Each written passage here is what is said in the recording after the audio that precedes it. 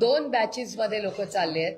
पहिली बॅच आज रात्री जाणार आहे, जी कन्नीमोळीजी आणि श्रीकांत शिंदेजी ह्या दोघांची बॅच आज रात्री निघणार आहे.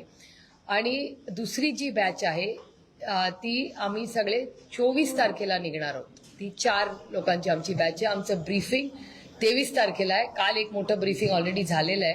दुसरा ग्रुपचं ब्रीफिंग हे 23 तारखेला आम्हाला सगळ्यांना आहे. आणि आमची जी सगळी जी ग्रुप आहे, आमचे 4 ग्रुप्स, हे आमचे ग्रुप्स 24 तारखेला जाणार. आणि 3 आणि 4 मध्ये म्हणजे टाइम डिफरंट फ्लाईट्स हे सगळं बघू आमची बॅच 24ला जाणार आणि 3 किंवा 4 जूनला हे सगळे ग्रुप्स परत येणार.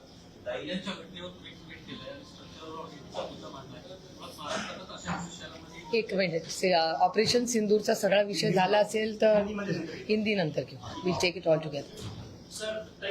एक मिनिट, मग ह्यांचा होऊ दे. खरं तर भारत आणि पाकिस्तानने युद्धबंदी घोषित केली आहे, परंतु युद्धबंदीचं कुठेतरी श्रेयवादाची आता लढाई जी आहे ती रंगताना पाहायला मिळते. भाजपकडनं सातत्यानं तिरंगा यात्रेचं सगळीकडे आयोजन केलं जातंय. एकीकडे युद्ध जिंकल्याचा आभास आणण्याचा प्रयत्न आहे. मला असं वाटतं काँग्रेस पक्षांनी पण काढलेली आहे. आता अनेक राजकीय पक्ष, सामाजिक ग्रुप्स हे सगळे काढतायत. मला वाटतं ही वेळ, जसं आदरणीय पवार साहेबांनी पहिल्या दिवशी सांगितलंय की ही वेळ आम्ही कुठल्याही सरकारवर टीका करणार नाही. ही भारतीय म्हणून भारतीयाच्या ऐक्यासाठी आपण सगळे एकत्र आहोत. कुठलीही आमच्याकडून कुठलंही असं स्टेटमेंट जाऊ नये ज्याच्यामुळे भारतामध्ये किंवा आपले जे एअरफोर्स, आर्मी, आपले सगळेच दल आहेत ह्यांच्यामध्ये कुठलाही चुकीचा मेसेज कुठल्याही आमच्या राजकीय पक्षाकडून आणि आमच्याकडून तर नाहीच जाऊ नये. ह्याच्यासाठी आम्ही निर्णय घेतलेला आहे की आम्ही जेव्हा ऑल पार्टी मिटिंगला गेले होते, सगळे विरोधी पक्षातल्या सगळ्या पदाधिकाऱ्यांनी, जेव्हा लोकसभेचे सगळे महत्वाचे नेते आले होते, सगळ्यांनी सांगितलं एका स्वरात, एका सुरात की आम्ही सगळे भारताबरोबर आहोत. आता आम्ही टीका कुणावर करणार नाही. ही ती वेळ आहे.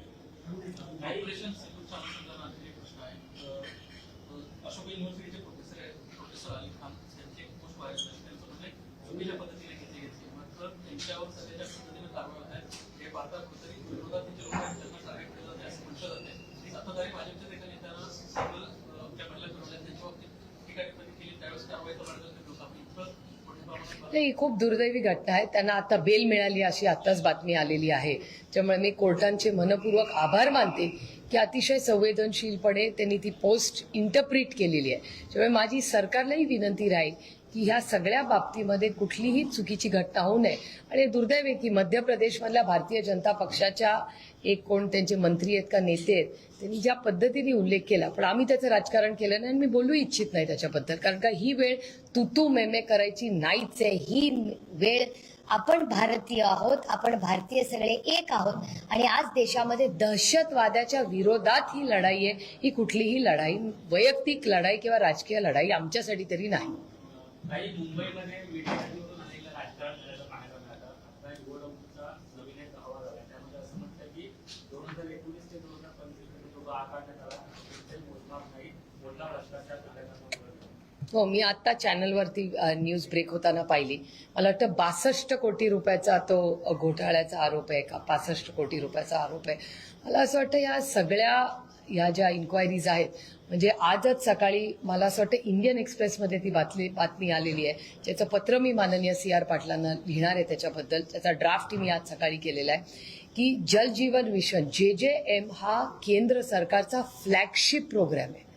आणि त्याबद्दल अनेक वेळा जेव्हा सगळ्याच खासदार, हा कुठल्याही पक्षाचा विषय नाही, पण सगळ्याच पक्षाचे जे खासदार आहेत त्यांचं प्रत्येकाचं म्हणणं असतं की JJM जल जीवन मिशनमध्ये अनेक राज्यांमध्ये, अनेक जिल्ह्यांमध्ये चुकीची कामं झालेली आहेत. आणि आजच्याच इंडियन एक्सप्रेसमध्ये ती बातमी आलेली आहे की जल जीवन मिशनमध्ये करोडो रुपये नुकसान झालेत किंवा ओव्हर प्राइसिंग झालेलं आहे. तर मी माननीय CR पाटील आणि माननीय महाराष्ट्राच्या मुख्यमंत्र्यांना आज पत्र लिहिते की बाबा ह्याची पारदर्शकपणे इन्क्वायरी लावावी. कारण का तो एक अतिशय केंद्र सरकारचा फ्लॅगशिप प्रोग्राम आहे, इम्प्लिमेंटेड बाय द स्टेट्स. म्हणजे केंद्र सरकार 50% पैसे देतं आणि राज्य सरकार पैसे देतं आणि इम्प्लिमेंटिंग बॉडीज ह्या राज्य आहेत. आणि महाराष्ट्रामध्ये कॉस्ट एस्केलेशनमध्ये आपलं राज्य सगळ्यात पुढे आहे.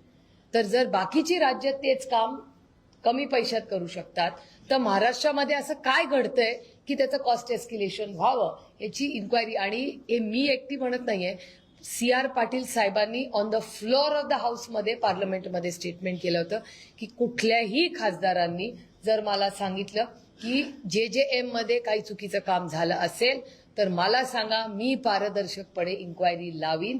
हेच माननीय CR पाटील साहेबांचे ऑफिशियल गव्हर्नमेंट ऑफ इंडियाचं पार्लमेंटमधलं स्टेटमेंट आहे.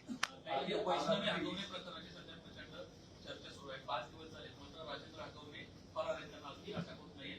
कुठेतरी एक राजकीय त्यांना प्रदर्शन मिळतं, त्यामुळे त्यांना अटक होत नाही अशी एक चर्चा सुरू झालेली आहे. वैष्णवीचं जर मागचं रेकॉर्ड पाहिलं तर तिच्या मोठ्या जावेला देखील पोलीस ठाण्यामध्ये हुंडाबळी संदर्भामध्ये एक तक्रार दाखल केली होती. आता वैष्णवीचं प्रकरण घडलं, एकंदरीत हे संपूर्ण प्रकरण संशयास्पद आहे अशी एक चर्चा आहे. हे खूप अस्वस्थ आणि वेदना देणारं प्रकरण आहे. एकतर हगवणे कुटुंब हे मुळशी आणि पुणे जिल्ह्यातलं एक खूप मोठं कुटुंब राहिलेलं आहे. त्यांचे आजोबा हे पंचायत समितीमध्ये अनेक वर्ष म्हणजे अनेक दशकं त्यांनी अतिशय चांगलं काम केलेलं आहे. पण आता ह्या पिढीत काय झालं हे अतिशय धक्कादायक आहे. आणि जो मीडियाकडून, मी SPंशी बोलले, मी पोलिसांकडून जी काही माहिती घेतली आणि मीडियामध्येही येत आहे, त्याच्यामुळे मी काही वेगळी तुम्हाला गोष्ट माहिती सांगत नाहीये. पण एकूण जो रिपोर्ट पोलीस आणि मीडियाकडून येतोय त्याच्यातून थोडासा ग्रे एरिया आलेला आहे. काही लोकांचं म्हणणं पडतंय की ती हत्या झाली आहे, ती सुसाईड नाही आहे. त्याच्यामुळे मला असं वाटतं हा विषय अतिशय गंभीर आहे. 24 वर्षाची मुलगी. आणि मला खूप म्हणजे मला दुःख होतं की ह्या कुटुंबानी काँग्रेसच्या विचारात 6 दशकं आदरणीय पवार साहेबांवर काम केलेलं कुटुंब आहे. मी त्या कुटुंबाला ओळखते. त्यामुळे मला विश्वासच बसत नाहीये की बापरे, ज्या लोकांवर आपण अनेक वर्ष त्यांच्या आजोबांना मी ओळखत होते, म्हणजे असा एक दिवस गेला नाही की मुळशीला मी गेले आणि त्यांच्या आजोबांना जाऊन नमस्कार नाही केला. अशा सुशिक्षित ज्याला आपण म्हणतो अशा घरांमध्ये जर हुंडाबळी होत असतील तर महाराष्ट्र कुठे चाललाय? आणि एक नाही 2-2 सुनांवर. आणि म्हणजे आपण हे माझ्या लोकसभा मतदारसंघातला विषय म्हणून मला त्याचा अजून जास्ती माहिती आहे. खरं तर गेल्या 1 महिन्यापूर्वीच त्यांच्याकडे एक कार्यक्रम होता. मी मुद्दामून त्या कार्यक्रमाला एवढ्यासाठीच गेले नाही, कारण का मला दर्शवायचं होतं की तुमच्या सुनेची डोमेस्टिक व्हायलन्सची केस आहे, ती पोलीस ठाण्याला आहे, अशा कुटुंबाच्या कार्यक्रमाला मी जाणार नाही.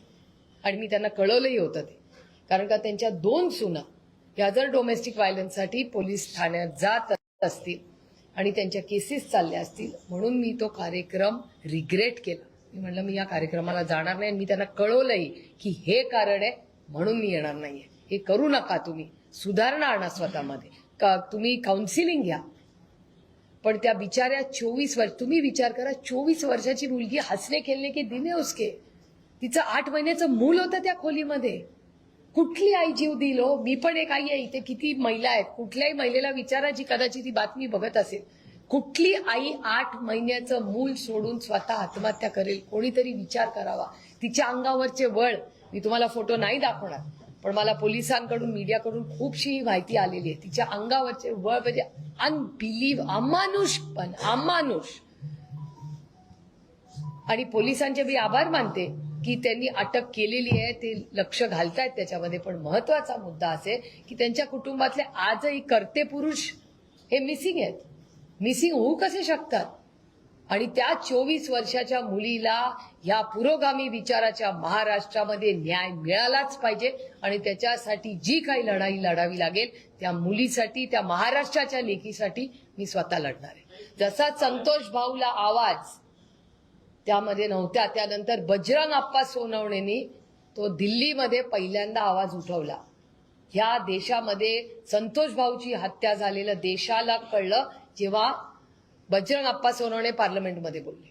आणि असे विषय, माझी विनम्र विनंती राहील महाराष्ट्राच्या माननीय मुख्यमंत्र्यांना आणि पुण्याच्या पालकमंत्र्यांना की हा विषय अतिशय गंभीर आहे आणि संवेदनशीलपणे त्याच्यात कुठलंही राजकारण न आणता आपण सगळ्यांनी त्या 24 वर्षाच्या आपल्या लेकीला न्याय मिळालाच पाहिजे.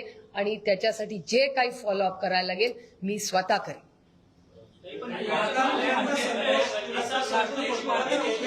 One at a time.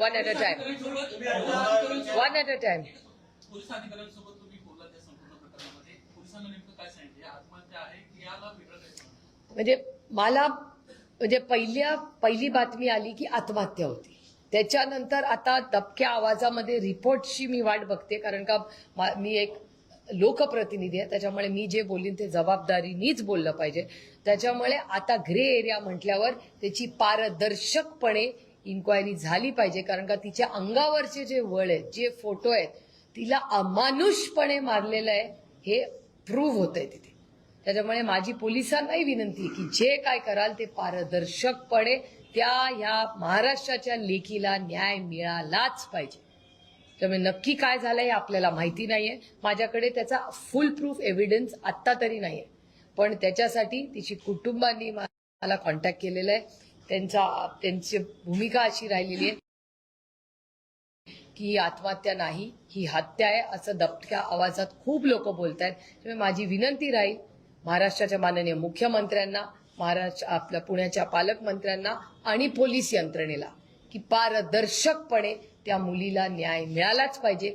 आणि हुंड्यावर जर ह्या 21व्या शतकात ह्या पुरोगामी विचाराच्या महाराष्ट्रामध्ये जर एकी लेकीची हत्या होत असेल तर हे अतिशय महाराष्ट्रासाठी आणि देशासाठी हा काळा दिवस आहे आणि लाजिरवाणी गोष्ट आहे. काही कल्याणमध्ये पण घटना घडली, स्वतः देखील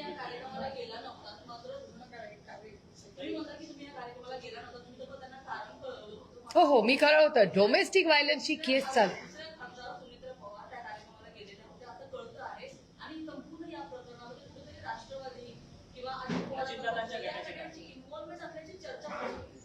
त्याच्यावर मी बोलू शकणार नाही. मी काय केलं हे तुम्हाला सांगू शकते, बाकी कुणाबद्दल बोलणं अयोग्य राहील. पण मी पुण्याचे पालकमंत्री आणि महाराष्ट्राचे माननीय मुख्यमंत्र्यांना पत्र लिहून म्हणजे जर गरज पडली तर मी स्वतः जाऊन भेटीन. कारण का जसं संतोष भाऊंची हत्या झाली आणि बजरंग अप्पांनी तो विषय ताणलेला, मीडियानी मदत केली म्हणून आज आपल्याला न्याय मिळालाय. तर ह्या राज्यामध्ये आणि या देशामध्ये स्त्रियांवर होणारे अन्याय, हुंडा काय विषय? हुंड्यासाठी तुम्ही लेकीनं मारणार, आणि एक नाही 2-2 सुनांचे केसेस आहेत. हैवान आहे ते लोक, माणसं नाही आहेत ही. हे दुर्दैव आहे असं मला बोलावं लागतंय. पण जर एक 24 वर्षाच्या मुलीचा बळी जाणार असेल आणि तिला 8 महिन्याचं मूल आहे, त्या मुलीचा विचार करा कोणीतरी. इतका असंवेदनशीलपणा खरंच म्हणजे मला विश्वासच बसत नाही. अशा गोष्टी होतात, पण या सिनेमामध्ये होतात गोष्टी, या आता वास्तव महाराष्ट्रात व्हायला लागल्या.